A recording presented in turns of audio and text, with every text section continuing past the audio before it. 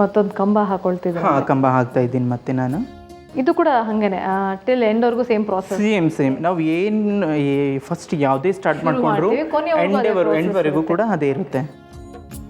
ಕಂಬ ಆಗಿದೆ ಈಗ. ಸೊ ಕಂಬ ಆಗಿದೆ, ಇವಾಗ ಲಾಕ್ ಮಾಡ್ಕೋದು. ಇವಾಗ 2 ಮನೆ ಏನು ಲಾಸ್ಟ್ ಎಂಡ್ ಇರುತ್ತಲ್ಲ, ಅದಕ್ಕೆ ಒಂದು ಮನೆಯಲ್ಲಿ ಲಾಕ್ ಮಾಡಿಕೊಂಡು ಮತ್ತೆ ಚೈನ್ ಹಾಕೋಬೇಕು 4. ಓಕೆ, 4 ಚೈನ್ ಹಾಕ್ಕೊಂಡು ಈ ಮನೆಯಲ್ಲಿ ಎಂಡ್ ಮಾಡಿ ಬಿಟ್ಬಿಡಬೇಕು. ಮತ್ತೆ 2 ಚೈನ್ ಹಾಕ್ಕೊಂಡು ಅದನ್ನು ಕಟ್ ಮಾಡಿ ಬಿಟ್ಬಿಡಬೇಕು. ಈ ಥರ ಬಂದಿದೆ ಇವಾಗ.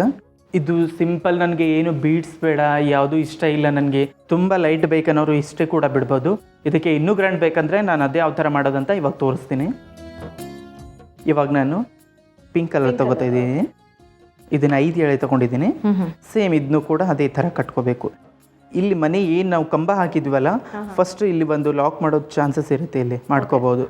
ಅದರಲ್ಲಿ ಸೂಚಿ ಒಳಗಡೆ ಹಾಕಿ ಇದು ಹೊರಗಡೆ ತಗೊಂಡು ಅಲ್ಲಿಂದ ಶುರು ಮಾಡಬೇಕು ಅಂತ, ಇಲ್ಲಿಂದ ಶುರು ಮಾಡ್ಬೋದು.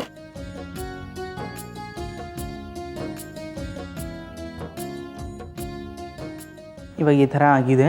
ಇವಾಗ ನಾನು ಮಣೆಗಳನ್ನು ಪೋಣಿಸ್ಕೊಂಡು ತೋರಿಸ್ತೀನಿ. ಮೊದಲಿಗೆ ಸೂಜಿಗೆ ಹತ್ತಿಸ್ಕೋಬೇಕಾಗುತ್ತೆ. 3 ತಗೊಂಡು ಫಸ್ಟ್ ಇಟ್ಕೊಂಡು ದಾರವನ್ನು ಮೇಲ್ಗಡೆ ಹಾಕ್ಕೊಂಡು 1 ಬೀಡ್ಸ್ ಹೊರಗಡೆ ಎಳ್ಕೋಬೇಕು. ಹಾಕ್ಕೊಂಡು ಬೀಡ್ಸ್ ಒಳಗಡೆ ಹಾಕಿದ್ಮೇಲೆ ನೆಕ್ಸ್ಟ್ ಮನೆಯಲ್ಲಿ ಲಾಕ್ ಮಾಡ್ಕೊಳ್ಬೇಕು ತಗೊಂಡು. ಮತ್ತು ಆ್ಯಸ್ ಇಟ್ ಈಸ್ ಮತ್ತೊಂದು ಅದೇ ಥರ ಬಿಡಬೇಕು. ಇದೇ ಥರ ಕಂಪ್ಲೀಟಾಗಿ ನಾವು ಹಾಕೋಬೇಕಾಗುತ್ತೆ ಅದನ್ನು ಮುಗಿಯೋವರೆಗೂ.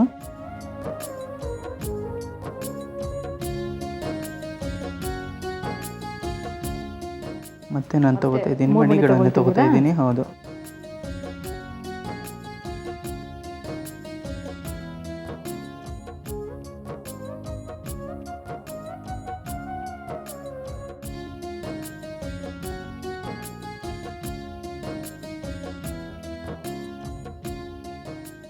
ಸೊ ಇವಾಗ ಎಂಡಿಗೆ ಬಂದಿದೆ, ಇವಾಗ ಮುಗಿತಾ ಬಂದಿದೆ. ಇವಾಗ ಲಾಸ್ಟ್ ಮಣೆ ಇದೆ ನೋಡಿ.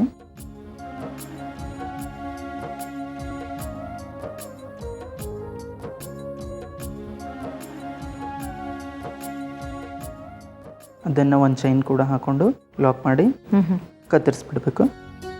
ಇವಾಗ ಈ ಥರ ನಮ್ಗೆ ಡಿಸೈನ್ ಬಂದಿದೆ. ಇವಾಗ ಇದನ್ನು ಕುಚ್ಚು ಕಟ್ಟಿದ ಮೇಲೆ ಇನ್ನೂ ತುಂಬ ಗ್ರ್ಯಾಂಡಾಗಿ ಕಾಣುತ್ತೆ. ಅದಕ್ಕೆ ಯಾವ ಥರ ಕುಚ್ಚು ಕಟ್ಟಬೇಕಂತ ನಾನು ಇವಾಗ ತೋರಿಸ್ತೀನಿ. ಇದನ್ನು ಮೊದಲಿಗೆ ಈ ಥರ ಇಟ್ಕೊಂಡು ಇವಾಗ 50 ಎಳೆ ಮಾಡ್ಕೊಂಡಿರೋದು ನಾನು ಪೋಣಿಸ್ಕೊಂಡು ಇವಾಗ ಯಾವ ಥರ ಕುಚ್ಚು ಹಾಕ್ಬೇಕಂತ ನಾನು ಇವಾಗ ತೋರಿಸ್ತೀನಿ. ಮೊದಲಿಗೆ ಇದನ್ನು ಇಲ್ಲಿ ಬಿಟ್ಟಿರ್ತೀವಿ ನಾವು, ಚೈನ್ ಏನು ಹಾಕ್ಕೊಂಡಿರ್ತೀವಲ್ಲ ಅದರಲ್ಲಿ ನಾವು ಮಧ್ಯದಲ್ಲಿ ಕುಚ್ಚನ್ನು ಹತ್ತಿಸ್ಕೋಬೇಕಾಗುತ್ತೆ. ಈ ಥರ ನೋಡಿ, ನಮಗೆ ಎಷ್ಟು ಕುಚ್ಚಿನಲ್ಲೂ ತುಂಬ ವೆರೈಟೀಸ್ ಇದೆ. ನಮಗೆ ಎಷ್ಟು ದೊಡ್ಡದು ಬೇಕು ಅಷ್ಟು ಕಟ್ಕೋಬೋದು. ಲೆಂತು ಅದನ್ನು ಕಟ್ಟಬೇಕು, ಟೈಟಾಗಿ ಕಟ್ಟಬೇಕು, ಬಿಚ್ಕೊಳ್ಳಲ್ಲ.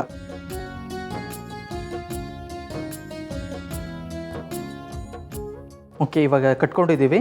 ಇವಾಗ ನಾನು ಕಟ್ ಮಾಡ್ಕೋತಾ ಇದ್ದೀನಿ. ಕಂಪ್ಲೀಟ್ ಆಯ್ತು ಪ್ರಾಸೆಸ್. ಹೌದು, ಕಂಪ್ಲೀಟ್ ಆಗಿದೆ. ಇವಾಗ ಬೀಡ್ಸು ಇದೆ, 3 ಕಲರ್ನ ಬಳಸ್ಕೊಂಡಿದ್ದೀವಿ. ಅದರಲ್ಲಿ ಗೋಲ್ಡ್ ಕಲರ್ನ ಬಳಸ್ಕೊಂಡಿದ್ವಿ. ನೋಡಿ ಎಷ್ಟು ಕಲರ್ಫುಲ್ ಆಗಿ ಕಾಣಿಸ್ತಾ ಇದೆ, ಪರ್ಫೆಕ್ಟ್ ಆಗಿದೆ.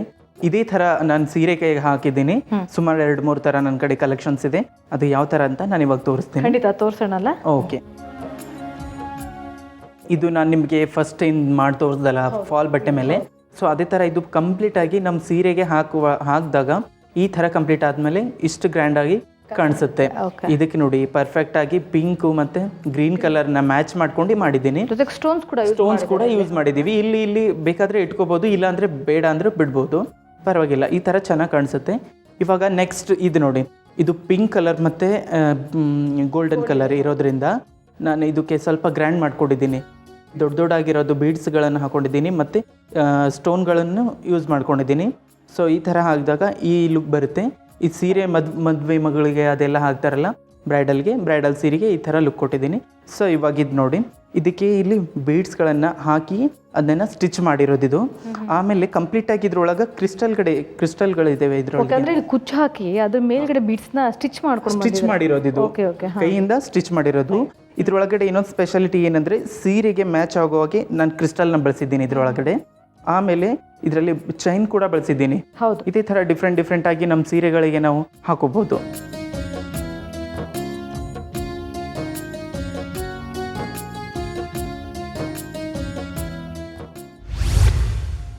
ಇಷ್ಟು ಈಸಿಯಾಗಿ ಸಿಂಪಲ್ಲಾಗಿ ಸೀರೆಗೆ ಕುಚ್ಚು ಹಾಕೋದನ್ನು ತಿಳಿಸ್ಕೊಟ್ರೆ, ಅದು ಕ್ರೋಶಾ ಕಡ್ಡಿಯನ್ನು ಯೂಸ್ ಮಾಡಿಕೊಂಡು. ಸೊ ನೆಕ್ಸ್ಟ್ ನಮ್ಮ ಕಾರ್ಯಕ್ರಮಕ್ಕೆ ಬರ್ತಾ ಇರ್ಬೇಕು ನೀವು, ಆಯಿತಾ? ನಿಮ್ಮಲ್ಲಿ ಇರೋಂಥ ಒಂದು ಟ್ಯಾಲೆಂಟ್ನ ತೋರ್ಸೋಕ್ಕೆ ಸೂಕ್ತವಾದಂಥ ವೇದಿಕೆ ನಮ್ಮ ಈ ಸಿರಿ ಕಾರ್ಯಕ್ರಮ. So thank you so much. ಇವತ್ತಿನ ಕಾರ್ಯಕ್ರಮದಲ್ಲೂ ಕೂಡ ನೀವು ನಮ್ಮ ಸಿರಿ ಸಖಿಯರಿಗೆ ಸಾಕಷ್ಟು ಉಪಯೋಗ ಆಗುವಂಥ ಒಂದು ವಿಚಾರವನ್ನು ತಿಳಿಸ್ಕೊಟ್ಟಿದ್ದೀರಾ. Thank you so much once again. Thank you. ಇದು ಇವತ್ತಿನ ಸಿರಿ ಕಾರ್ಯಕ್ರಮ. ನಮ್ಮ ಸಿರಿ ಸಖಿಯರೆಲ್ಲರಿಗೂ ಇವತ್ತಿನ ಕಾರ್ಯಕ್ರಮ ಸಾಕಷ್ಟು ಉಪಯೋಗ ಆಗಿದೆ ಅಂತ ತಿಳಿಸ್ತಾ, ಹಾಗೆ ಮುಂದಿನ ಸಿರಿ ಕಾರ್ಯಕ್ರಮದಲ್ಲೂ ಕೂಡ ಇಂಥದ್ದೇ ಉಪಯೋಗ ಆಗುವಂಥ ಹಲವಾರು ವಿಚಾರವನ್ನು ನಾವು ನಿಮಗೆ ತಿಳಿಸ್ಕೊಡ್ತೀವಿ ಅಂತ ಹೇಳ್ತಾ ಇವತ್ತಿನ ಕಾರ್ಯಕ್ರಮವನ್ನು ಮುಗಿಸ್ತಾ ಇದ್ದೀವಿ. ನಮಸ್ಕಾರ.